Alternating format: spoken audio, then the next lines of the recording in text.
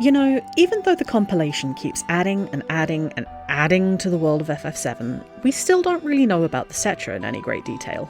Maybe better known as the Ancients, they're the people that came before people, highly spiritual and considered the indigenous population of the planet.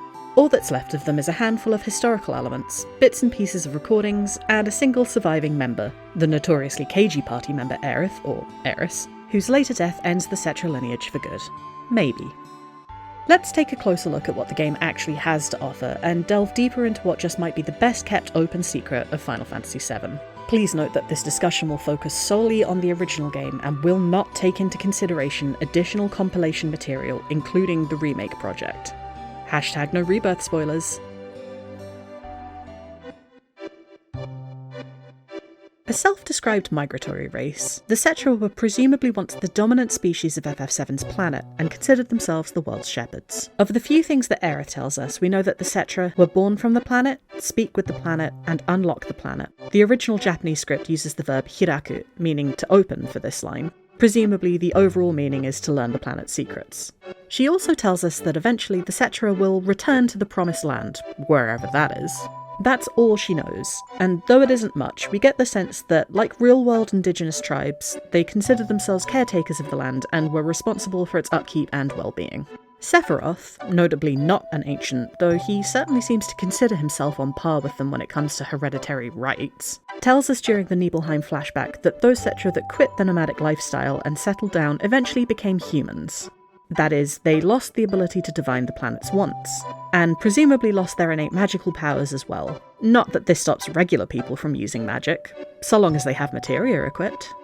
By the way, Materia itself is highly concentrated Mako energy that contains the knowledge and wisdom of the Ancients, crystallized after a long natural process not dissimilar to the real-world production of diamonds, which can naturally take thousands of years, or can be created artificially, much like Materia. As for anything more about the Cetra, there's nothing. Two infuriatingly unreadable titles in Shinra's library might give us more information if we were able to, look at the pages. And there are of course recordings of Aerith's mother Ifalna in Icicle. But rather than speak about the Ancients proper, she answers questions on the decidedly non-Cetra entities, Genova and Weapon, leaving us just as clueless as before when it comes to ancient matters. But wait, that's not true.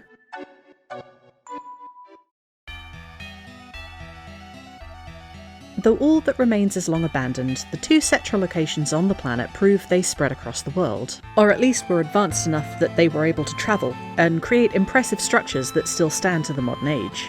First up is the Forgotten Capital in the north, hidden by magical means and found at the bottom of a forest gully. All the buildings are made from shells and stone, bleached white by age and exposure, and behind the main settlement is a viewing platform that looks hewn out of the natural strata. Later in the game, we learn that a human likely spent their entire life deciphering what the Cetra's written text around the base of this structure reads, only able to translate two simple phrases from the alien-looking text. Once activated, the giant crystal projects images onto a waterfall, and this isn't the only crystal that can impart information.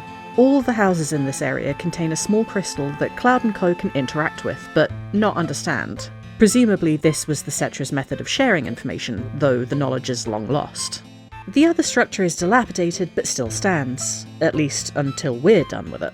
The Temple of the Ancients is a semi-hidden building that blocks entry to those without the keystone, in a location where the voice of the planet appears to be much stronger than anywhere else. And did you know that the keystone is actually a piece of materia? It speaks to Aerith, who reacts in a way we've never seen her do before, and the secrets within attempt to reveal themselves to her. Though without any formal training, she's only able to understand so much. Deep within the temple is a mural room, with apocalyptic scenes painted across the walls. Figures enter the temple, gather around a stone, which we quickly learn is the black materia, after which a meteor falls from the sky, culminating in fiery resolution. The temple itself is the black materia. Its defense is not quite foolproof enough to keep us from obtaining the ultimate destruction magic, and we all know how the attempt to stop Meteor from being summoned goes.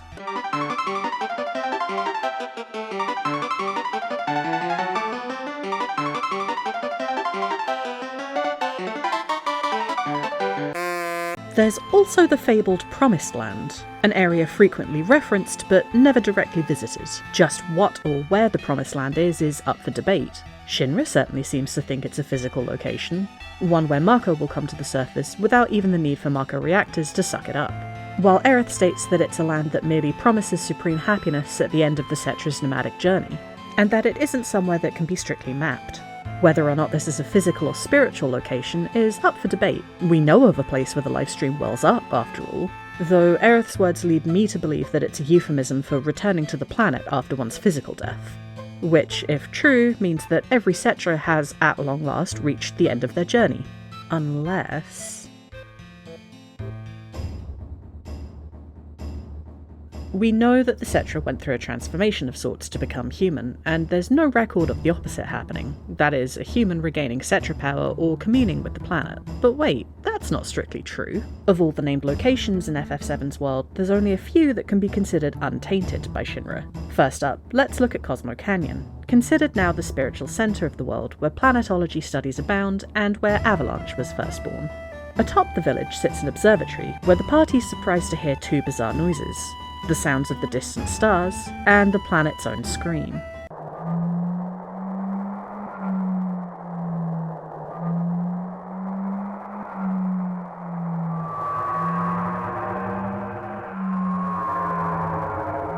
And it isn't just Aerith who hears it.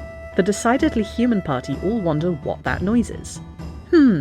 Suspicious. The non-human Red 13 is probably the furthest thing from a Cetra one can imagine. Unless you're Hojo, that is. But it's not just in looks that he stands out. His Limit Break Lunatic High, renamed Supernal Fervor in Rebirth, raises his defense percentage and casts haste on the party, and later Limit Howling Moon seems to draw on the power of the moon itself to grant himself haste and berserk. His ultimate weapon Limited Moon also gains more power the more MP he has. Surely these things are connected. Personally, I don't think Red 13 is a Cetra, or even Cetra adjacent, unless you put him next to Aerith in the party lineup, but it's glaringly obvious that his exposure to the teachings of the Canyon Elders has given him an edge where spirituality is concerned. After all, it's not like Aerith's limits are strictly healing only. Who among us hasn't slapped a hyper onto her and abused her Fury brand for maximum damage? Here you go, sweetie. Om nom nom. Cosmo Canyon itself is slap bang in the centre of the western continent, home to two separate reactors, one of which is destroyed. In their course to win the world, Shinra set up reactors on the largest continents and might well have been planning to move outwards next. Crisis Core later mentions that there's been reactors built and abandoned on both the Icicle and Medial Islands, but that's neither here nor there. The strongest opposition to Shinra's expansion was from Wutai, who ultimately lost the war. Now considered merely a tourist town, the architecture and lush scenery appears almost stage-like in a world where modern conveniences have taken over. This isn't the first time an eastern location has been so obviously lifted from the real world into the Final Fantasy universe. But Wutai goes the extra step with a pagoda, NPCs in traditional kimono-style clothing, and kanji and kana characters written above stores. Maybe the written language evolved from the ancients' orthographical style. Ihosoki. Whatever likelihood there is of Wutai retaining any Cetra abilities manifests in Yuffie, one of the party's least likely candidates as far as planetary communication goes. But there's no denying the link. Her second limit break, Clear Tranquil, heals the party for half of their maximum HP, much like Aerith's Healing Wind is a curative limit, and even has a similar visual effect to go with it. They are the only two characters in the party to have innate healing abilities. And I know what I said about not looking at other continuities, but Rebirth gives Yuffie even more magical abilities, giving her elemental ninjutsu typical of the ninja job that sometimes doesn't even require MP to cast. There's definitely a link between them, and it's a real shame that FF7 forgoes utilising the traditional job system in favour of developing the characters separate from their battle identity. I would have loved to have been able to explore this in a deeper fashion. Ultimately, not even this look at what could be is enough to satisfy my drive to know more about the Cetra. The rest of the Compilation and Remake Project have definitely added to the world over time, but the planet's caretakers are still woefully underexplored, though for good reason. Even though we'll probably never know much more than what we've already been given, there's no denying there's some great subtle nods to their nature having been passed down. And who knows, maybe in a future title we'll see more evidence to prove this point. Don't forget to like, subscribe, and share the video around. If you'd like to hear more Final Fantasy discussion, we also have a podcast linked in the description below. Thanks for watching, and see you next time!